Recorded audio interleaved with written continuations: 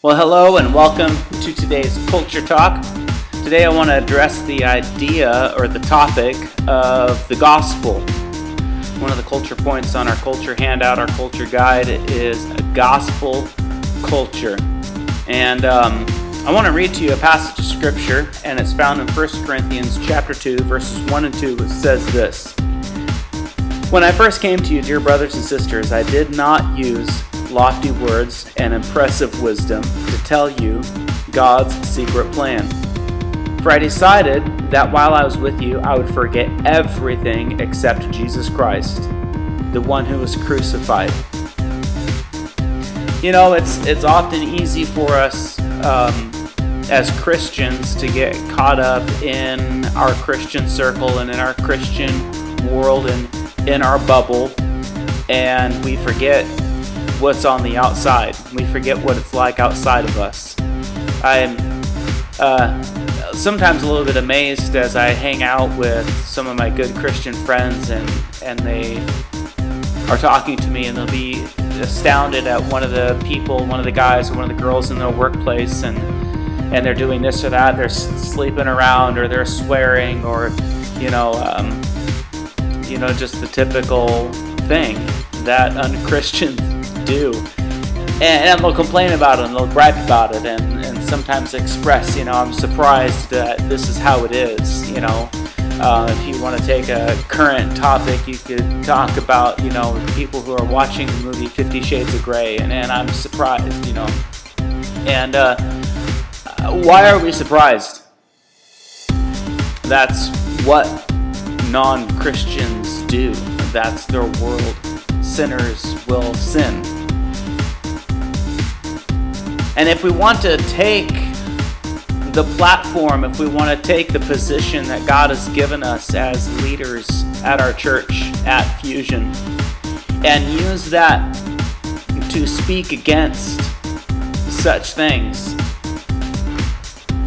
I'm just wondering if we're wasting the platform and the time that God has given us. I don't think that we should ever stray away from preaching the truth. I don't think that we should ever stray away from calling sin and what it is, and even addressing certain topics. But I do think that we can definitely maximize the time and the energy and maximize the platform that God has given us by taking the position that we see here in 1 Corinthians chapter 2, and choosing to speak of nothing, to do nothing, to focus on nothing but Jesus Christ and Christ crucified. Because truly, as one man once said it so well, the gospel works best when the gospel does the work. If we want to fight this war that we are placed inside of, if we want to fight this battle that God has put us in the middle of, and win students to Jesus Christ and win them to the truth, we're certainly not going to win them by hammering over their heads everything that's wrong and the things that we hate about this world. I have never fallen in love with anything that somebody pronounces that they hate. If you go around telling me everything that you hate and what you dislike, I'm not going to fall in love with that.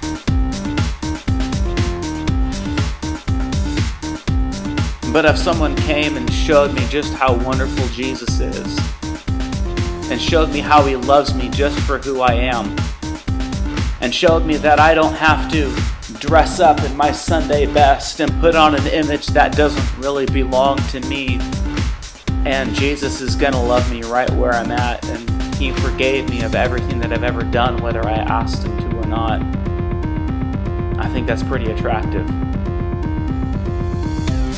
If we were to summarize the gospel, I think that we could summarize it in just a few short words that say, Jesus loved me. We can't preach the gospel by yelling at everything we hate, by hammering over the head everything that's wrong with today's culture. There's a lot wrong with today's culture. Yes, there is. The kingdom of heaven suffers violence, but the violent take it by force. What's the violence that we have? The love of Jesus Christ is the most violent thing on earth. When Jesus Christ died on the cross, the earth shook, darkness covered, thunder clapped. It went crazy because the love of Jesus Christ is incredibly violent. It is a virus that spreads,